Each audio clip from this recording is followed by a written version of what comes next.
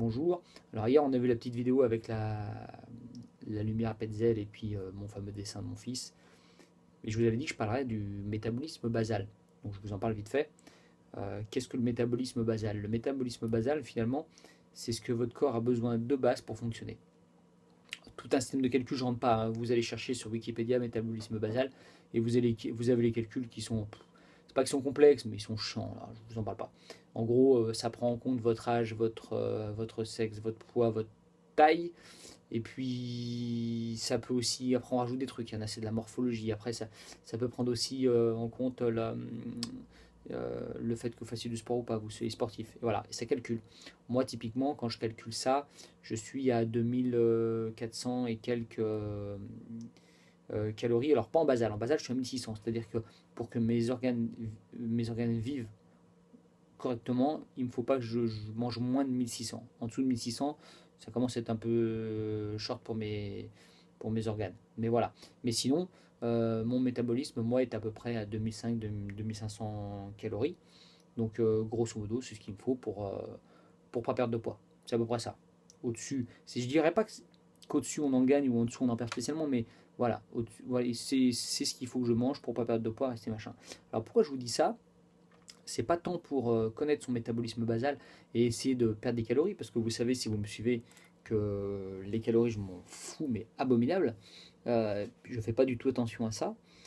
C'est surtout que ce métabolisme basal, il a un intérêt, c'est qu'on peut l'augmenter.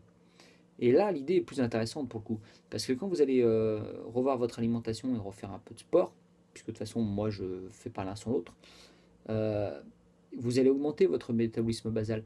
Et pour le coup, sans mesurer proprement dit les calories que vous mangez, il y a un moment, de toute façon, voilà, vous n'arriverez pas à manger autant de calories que votre métabolisme basal en a besoin pour prendre du poids, pour le coup.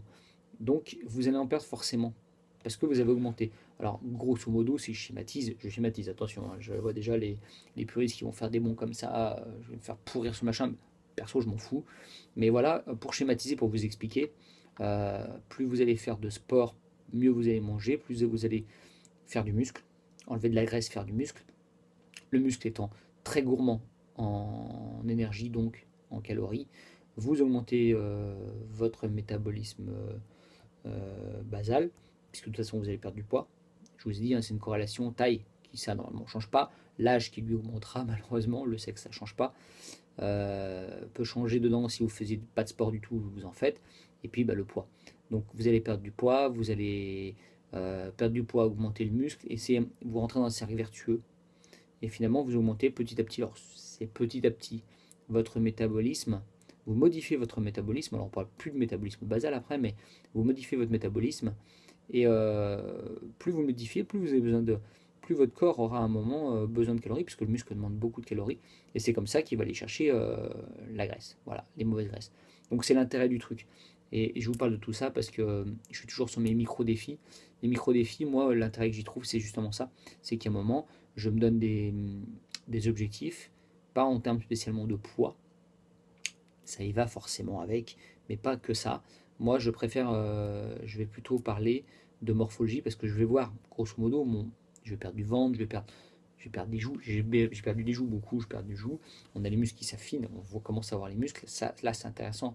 Et puis, et on est rendu à un moment. Moi aujourd'hui, je suis rendu à un stade où finalement, je peux faire des excès. Je peux me permettre de faire des excès. Mon métabolisme gère. Voilà. C'est-à-dire que, bien sûr, il ne faut pas que je fasse d'essai pendant une semaine, mais si je fais un peu d'excès, mon métabolisme, il régule de lui-même. C'est-à-dire que je ne prends pas de poids. Voilà. Morphologiquement, je ne change pas. Je vais avoir un ventre un peu gonflé le temps qu'il le fasse, mais il le fait. Il le fait tout seul. Voilà. Et ça, c'est pas mal. Et donc, j'ai modifié, en le voulant pas spécialement au début, mais j'ai modifié mon métabolisme qui maintenant s'autogère. C'est-à-dire qu'il a besoin de tant de calories. Euh, Si j'en mange plus, il va grossir un petit peu, mais il va pas tant stocker que ça, parce qu'il commence à comprendre que dans la faction de fer, et voilà. C'est pas pour autant que je m'affame, attention. Parce que comme je vous ai dit dans certaines vidéos, si vous regardez avant, si vous vous affamez, votre corps, lui, il va se souvenir que vous l'avez affamé un moment, donc il va stocker. Il ne faut jamais, jamais s'affamer. D'accord? Donc c'est pas ça. C'est vraiment se donner des petits défis et puis modifier son métabolisme. Voilà, c'est important. C'est juste une aparté pour vous expliquer un peu ce qu'était le métabolisme basal et à quoi surtout ça pouvait avoir un intérêt. Et puis intérêt surtout de modifier son métabolisme. Allez, je vous dis à bientôt.